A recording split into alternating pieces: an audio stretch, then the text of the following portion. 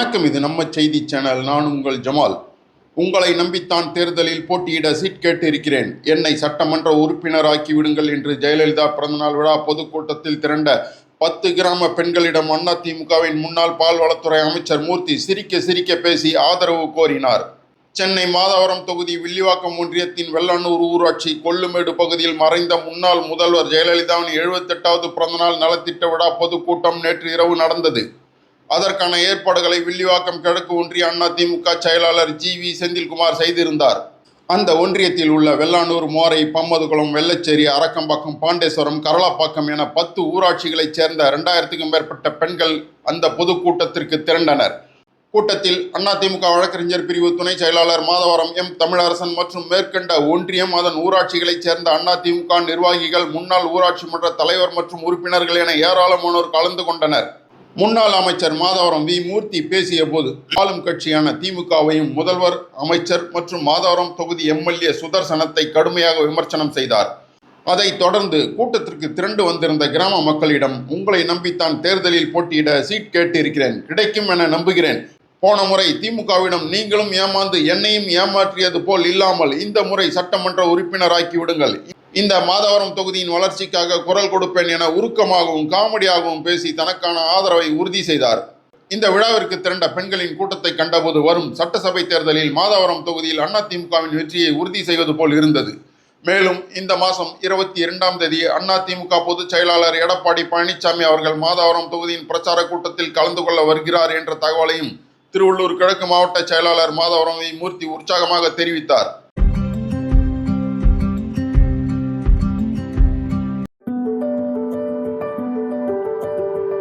இரட்டை இலைதான் வெற்றி பெறும் என்று நிரூபித்து காட்டுவதற்காக வருகை தந்து அமர்ந்து கொண்டிருக்கின்ற மதிப்பிற்கும் மரியாதைக்குரிய வாழ்த்துதலுக்குரிய அன்பு சகோதரிகளே, மகளிர்லாம் பஸ் பிரியினாங்க.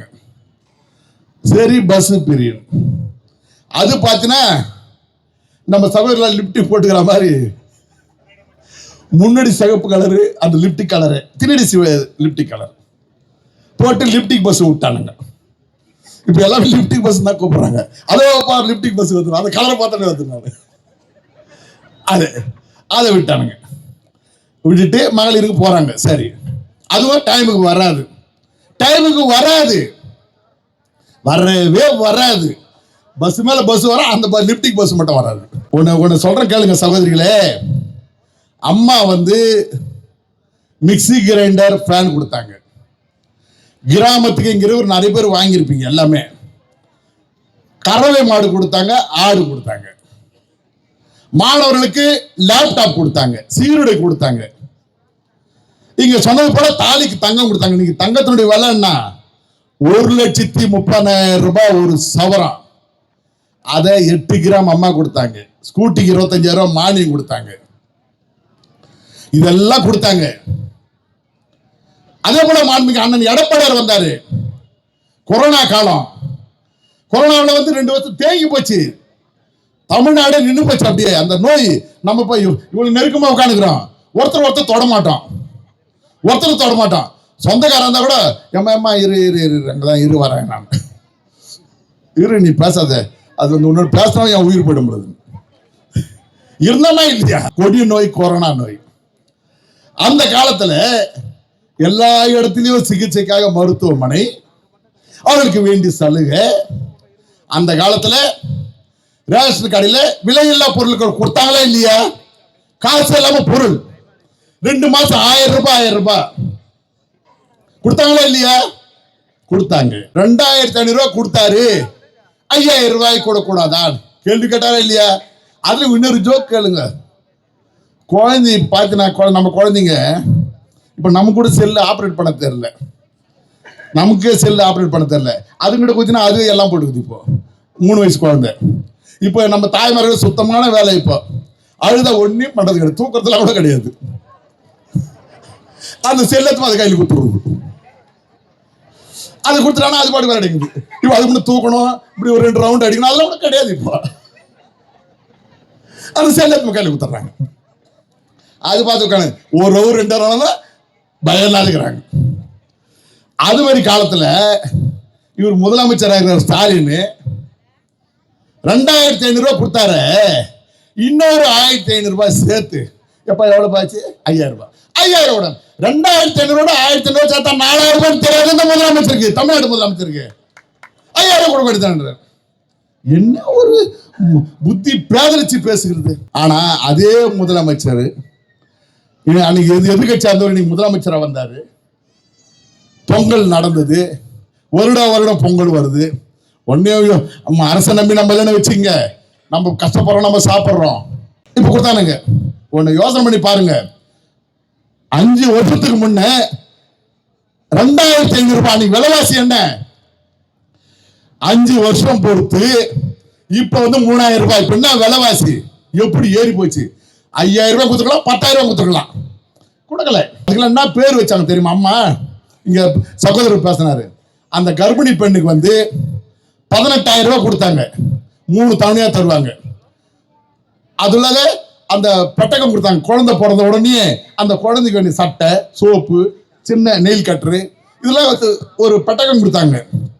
எல்லாத்தையும் சாப்பிடலாம். அப்படி கொடுக்கும்போது கூட விலையில்லா பொருட்கள் வழங்கப்படும், விலையில்லா தங்கம் வழங்கப்படும், விலையில்லா மிக்சி கிரைண்டர் ஃபேன் வழங்கப்படும், விலையில்லா கறவை மாடு வழங்கப்படும். இப்படிதான் சொல்லுவாங்க அம்மா. திமுக காரணங்க என்ன சொன்னானுங்க? பஸ்ல போனா, ஏம்மா ஓசி பஸ்ல போறீங்களா, ஓசி பஸ்ல போறீங்களா, சந்தோஷமா இருக்கீங்களா? என்னடா பாவீங்களே நீங்க 1000 ரூபாய் கொடுத்தா நாங்க குடும்பம் வளர்த்துறீங்க, எங்க வரி பணத்துல பஸ் ஒன்னா ஓசி பஸ் கிண்டல் பண்றீங்க. இன்று நடப்பது துக்குல காட்சி. யார் எதை செய்யறானோ தெரியல, எந்த மந்திரி என்ன செய்யறானோ தெரியல. எல்லா துறையில ஊழல், எல்லா துறையில ஊழல். அந்த ஊழலை தடுக்க முடியல. அதனால நீங்க எல்லாம் சிந்திச்சு பார்க்கணும் சகோதரிகளே. இன்னைக்கு சிறப்பான கூட்டம். இந்த கூட்டம் என்பது வெகு சிறப்பான கூட்டம். என்னன்னா தேர்தலுக்கு முன்னால் நடத்துகின்ற கூட்டம். நானும் உங்களை பார்த்து ரொம்ப மகிழ்ச்சிங்க, ரொம்ப மகிழ்ச்சி. ஏன்னா அம்மாவோட சீட்டு எடப்பாடி சீட்டு கேட்டுக்கிறேன், இந்த தொகுதியில் சீட்டு கேட்டுக்கிறேன். ஏன் தெரியுமா கேட்டுக்கிறேன்? உங்களெல்லாம் நம்பிதான் கேட்டுக்கிறேன், மறுபடியும் ஜெயிச்சு தருவீங்கன்னு. உங்களை நம்பிதான் நானும் சீட்டு கேட்டுக்கிறேன், ரொம்ப கேட்டுக்கிறேன். நான் தருவாருன்னு நினைக்கிறேன். கொடுத்தா ஜெயிச்சு தருவீங்களா? ஜெயிப்பீங்களா? பிரிடிக்கிறோம் சொல்லுங்கம்மா, கையெழுத்து சொல்லுங்கம்மா. ஜெயிச்சு தருவீங்களா? நமது சின்னம் ரெட்டை, நமது சின்னம் இது. ஏங்க இந்த படை போதுமா, இன்னும் கொஞ்சம் வேணுமான்னு கேட்பாங்க.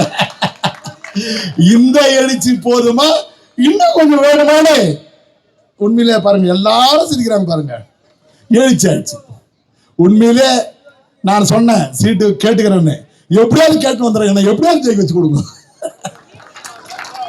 எப்படியாவது ஜெயிக்க வச்சு கொடுங்க. உங்களுக்கு உண்மையானவனா இருப்பேன், உங்களுக்கு உண்மையானவனா இருப்பேன்.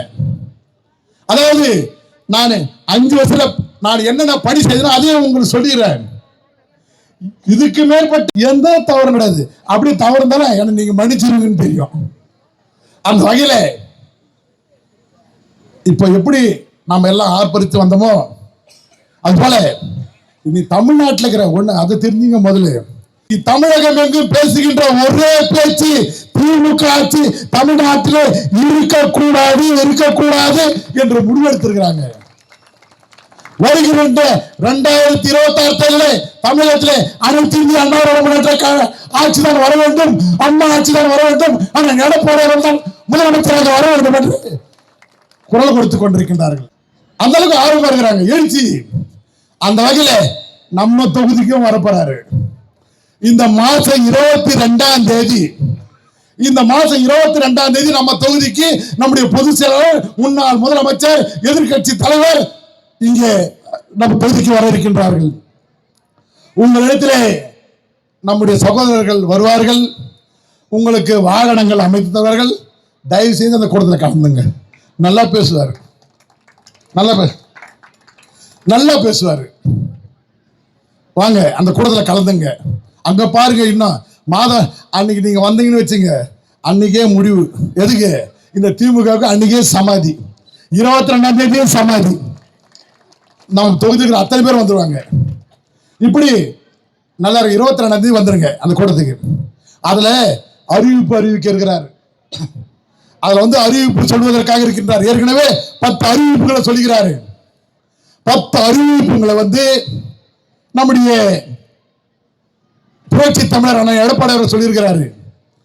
இந்த பாருங்க, நான் சொன்ன ஏற்கனவே அம்மா சொன்னாங்க விலையில்லா பொருள் வழங்கப்படும். இவனுங்க 1000 ரூபாய் கொடுத்து கொச்சப்படுத்தினானுங்க. அண்ணன் எடப்பாடியார் என்ன சொன்னார் தெரியுங்களா? அந்த குடும்பத்தின் குல விளக்குக்கு 2000 ரூபாய் வழங்கப்படும் என்று மாண்புமிகு அண்ணன் அறிவித்திருக்கின்றார்கள். அதே போன்று அங்கே வீடு இல்லாதவர்களுக்கு அங்கே அரசாங்கமே சொந்த செலவில் இடம் வாங்கி காங்கிரீட் வீடு கட்டித்தரப்படும் சொல்லுகிறாங்க. இதெல்லாம் அறிவிப்புகள். அதே போல சொல்லிட்டேன் ஏற்கனவே, ஆண்களுக்கும் பெண்களுக்கும் பஸ்.